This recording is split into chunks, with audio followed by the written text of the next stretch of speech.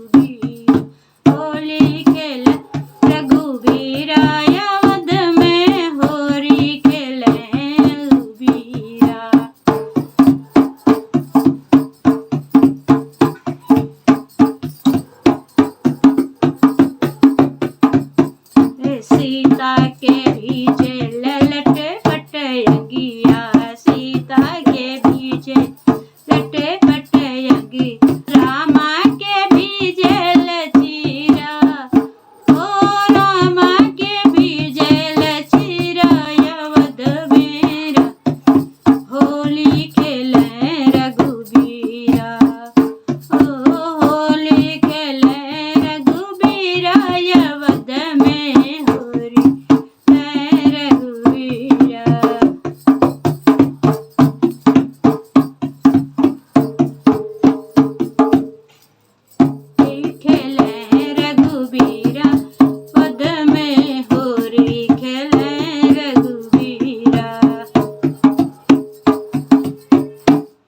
धन्यवाद दोस्तों। Thank you for watching.